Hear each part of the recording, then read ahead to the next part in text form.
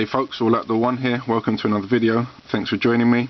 After my last video I had quite a lot of interest in this little firesteel, mini firesteel that I made, and had a lot of people asking me as to how to make one. So in this video I'm going to show you how to make this mini pocket travel firesteel. You know, it keeps the firesteel nice and clean and dry, to keep it in the best possible condition. Also, obviously it's a very compact unit, could easily wear that around your neck, and just basically because of its size it's just really easy to store, and it's protected, so you don't have to worry about what condition you're going to find it in when you come to use it. So okay, I'm going to go ahead now and show you how this is made. Right folks, so what you will need for this project is some kind of small aluminium container. This is the True Utility Cash Stash.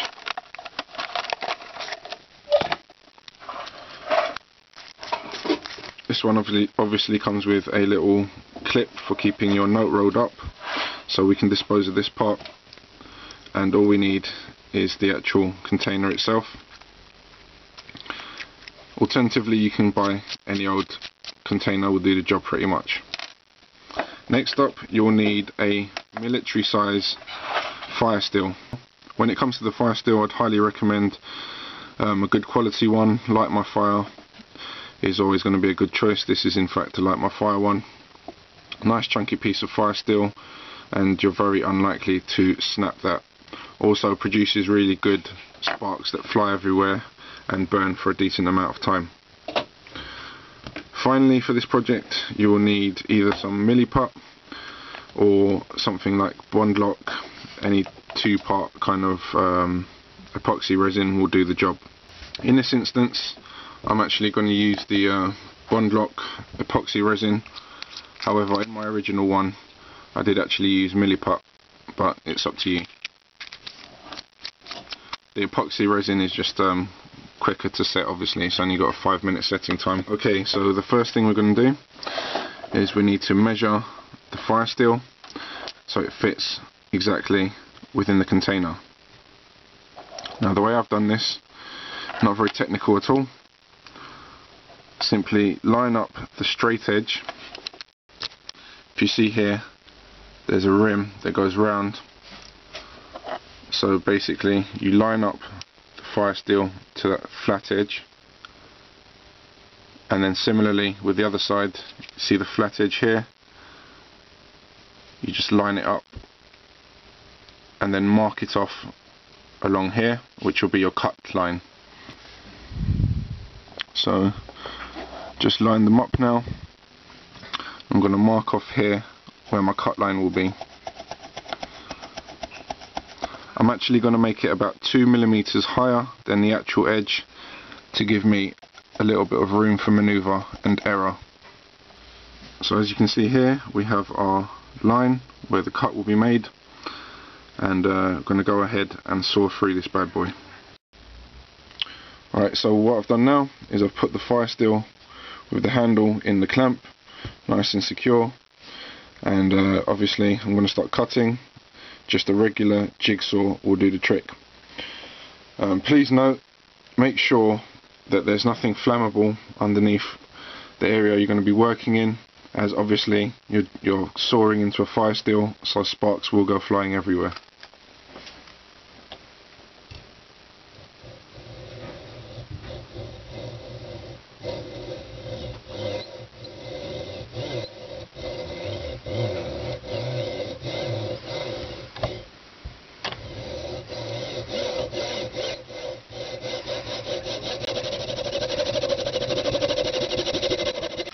Turns out that last saw was a bit blunt, so just changing over to this one.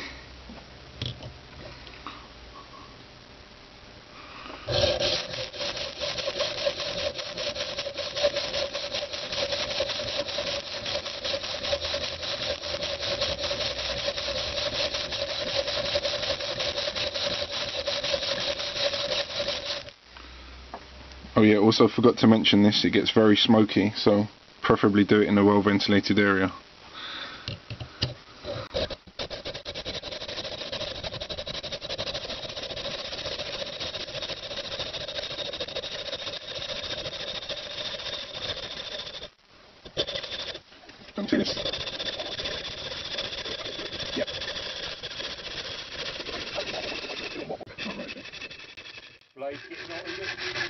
Probably.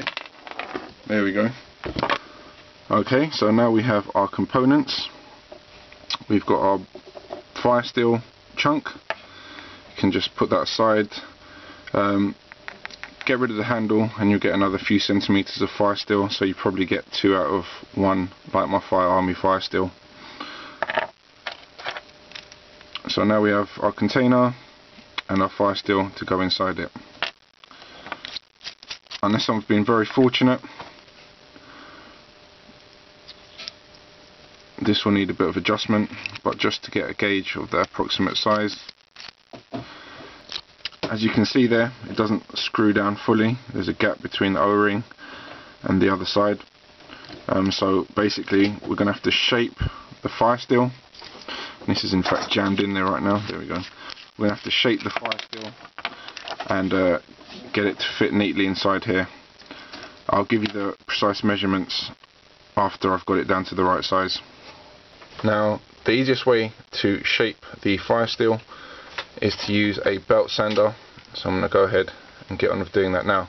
Basically what I'm going to do is take away all the sharp edges and round them off so it fits more neatly into the shape of the cash stash. Also, I'm going to basically reduce the overall length by a couple of millimeters so it fits neatly inside as well. Be careful while you're doing this because the firesteel does get very hot, trust me.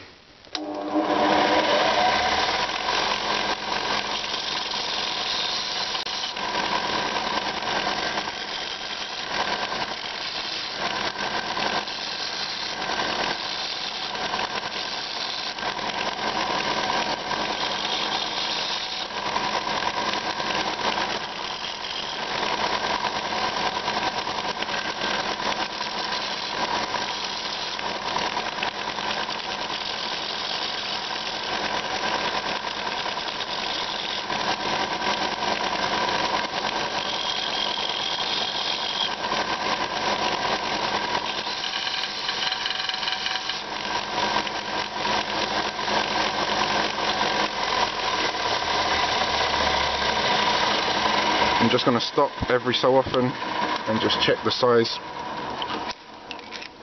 There's no need to take off more material than you need to.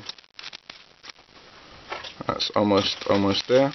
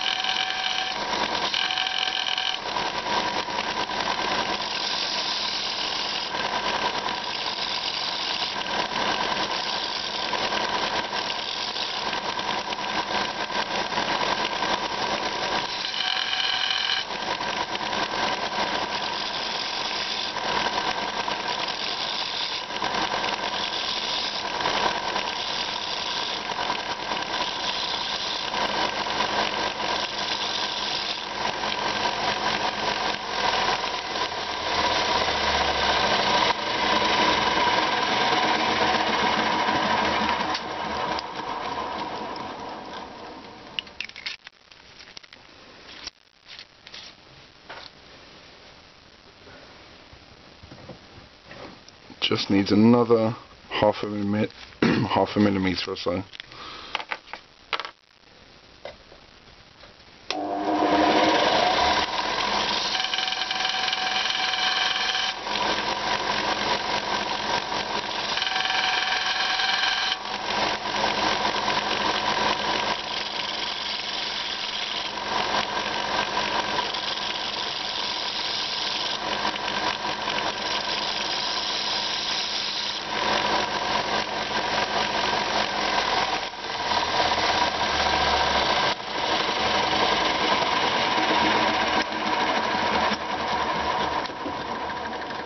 Okay,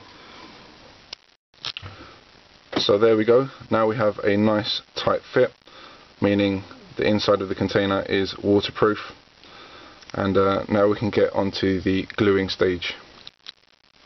Okay, so that's what the firesteel now looks like.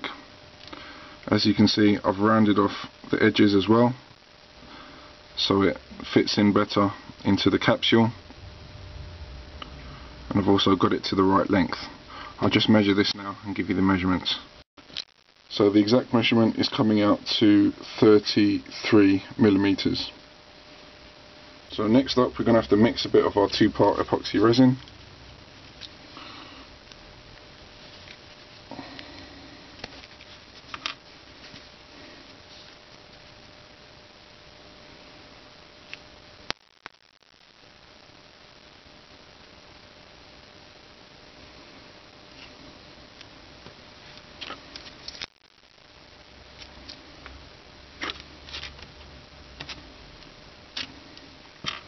By the way, this stuff absolutely smells nasty, so again, a ventilated area is recommended.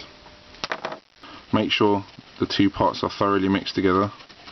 You've got a couple of minutes before it starts curing, so don't have to work so fast.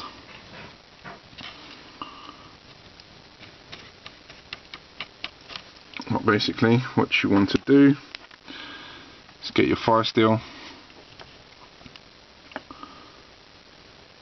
start applying the epoxy to the outside, just on one end.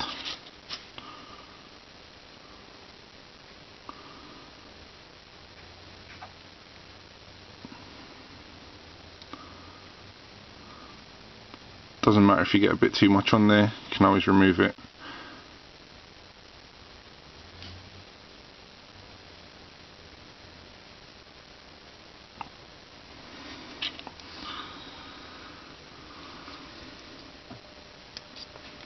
Now you get the lid section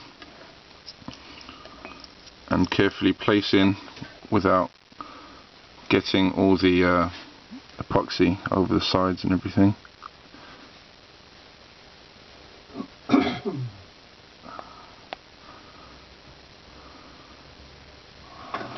And just give it a little spin to make sure you're getting the epoxy resin evenly all the way around.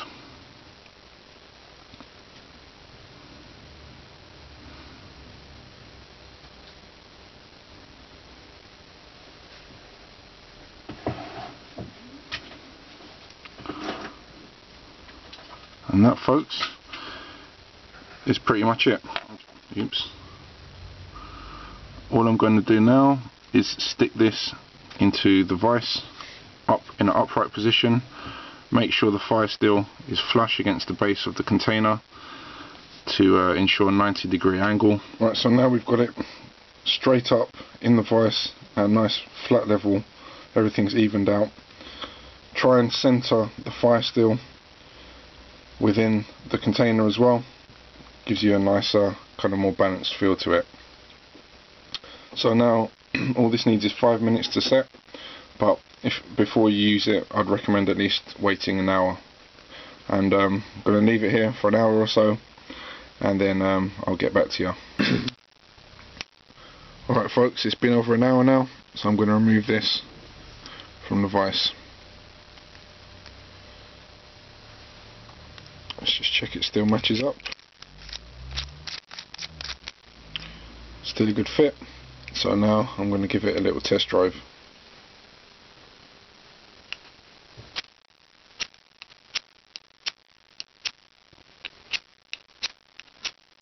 As you can see, works really nicely.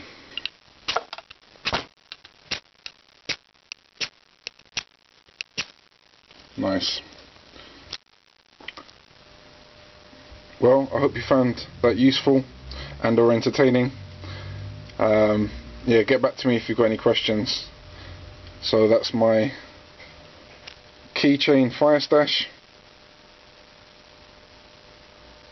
and this has been an All Outdoor 1 video. Thanks for watching. Take care.